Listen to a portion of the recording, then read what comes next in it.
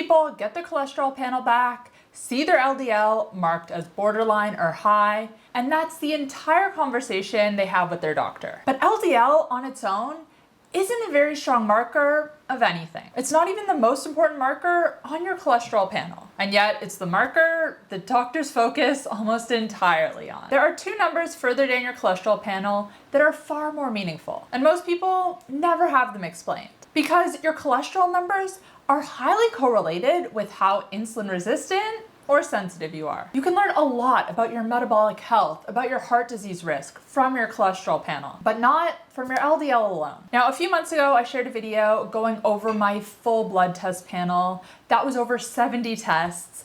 And I was talking about what my results showed after eating 9 years of a high-fat diet. I won't go into all of those tests today, of course, we're just focusing on cholesterol, but I'll link that video up above if you want to check it out afterwards. So let's start by talking about why LDL alone isn't the full picture. LDL gets a lot of attention because it's commonly thought to be the most associated with heart disease risk. But the LDL particles themselves aren't inherently the problem. What matters more is particle size and particle number, and also the broader metabolic context. Because two people can have the exact same LDL number, but have completely different risk. One person might have large, buoyant LDL particles that are relatively benign, while another has small, dense LDL particles that are far more likely to become oxidized and contribute to arterial plaque. Standard cholesterol testing doesn't distinguish between the two. It just measures the total amount of cholesterol carried by LDL particles combined. Someone can have good LDL and be very insulin resistant. They can have poor blood sugar control and elevated inflammation. And on the flip side, someone can have high LDL,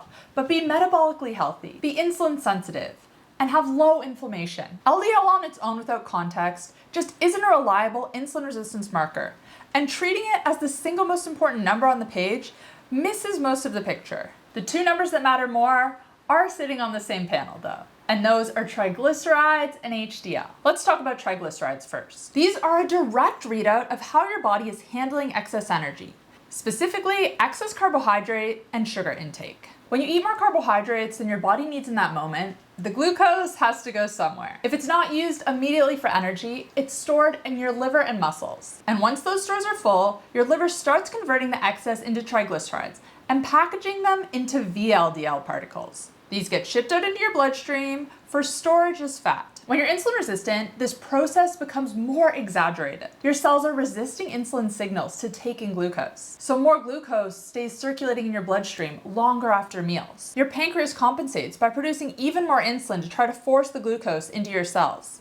And in the meantime, your liver is dealing with a larger and more sustained glucose load, which means more conversion into triglycerides. Elevated triglycerides are essentially evidence that that cascade is happening. They're one of the most reliable markers that your body isn't managing carbohydrates and sugar well, and that your metabolic health needs some work. And this is also why triglycerides respond so quickly to dietary changes. If someone significantly reduces refined carbohydrate intake, if they start eating mainly whole foods or intermittent fasting, triglycerides can drop noticeably within weeks. This is because you're directly reducing the substrate available for this conversion process. In my own panel, my triglycerides were very low, well within the optimal range. And this is despite 9 years of eating a high-fat diet. So anyone who says dietary fat raises triglycerides, that's not the case. Less carb load generally means less substrate for the liver to convert into triglycerides in the first place, regardless of total fat or calorie intake. And then let's talk about HDL,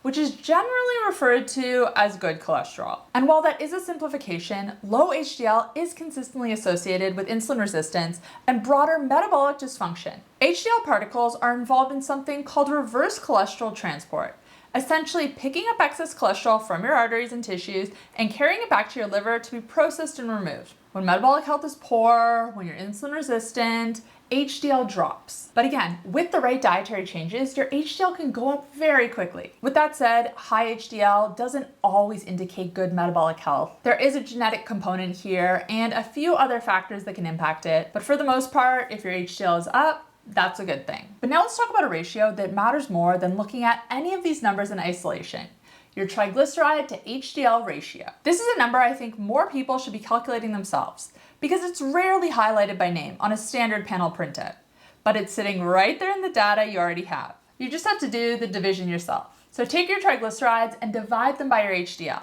A ratio under 1 is ideal. That signals good metabolic health and good insulin sensitivity. Once you're above 2, that's a fairly strong signal of insulin resistance. And the higher you go, the stronger that signal becomes. This ratio has been studied and shown to correlate well with insulin resistance and even with LDL particle size.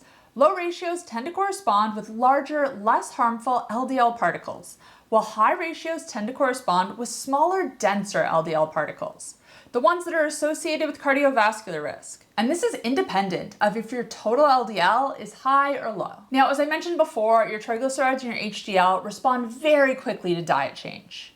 So if you've already started making changes to your diet and you're looking at a recent cholesterol panel, your ratio could be below 2, it could be below 1, and you still could be insulin resistant. So look at a panel before you made any changes. This is a good starting out point, but once you're on track to improving your insulin sensitivity, to improving your metabolic health, the ratio doesn't matter as much. Now, one important caveat before you calculate your ratio, if your cholesterol numbers are in millimoles per liter, you need to convert them to milligrams per deciliter. This is because triglycerides and HDL need to be in the same unit first. You do this by multiplying your triglycerides by 89 and your HDL by 39, and then you divide the two. If you don't do that conversion, your ratio is gonna be way off. But let's take it one step further and talk about using ApoB as a secondary marker. If your doctor does run more advanced markers, or if you're able to request additional testing, ApoB is worth understanding as well. It captures something that standard LDL cholesterol testing can miss entirely. ApoB is a protein found in every LDL and VLDL particle. Essentially, there's one ApoB molecule per particle, regardless of how much cholesterol that particle is carrying. This means ApoB gives you a direct count of how many of these potentially harmful particles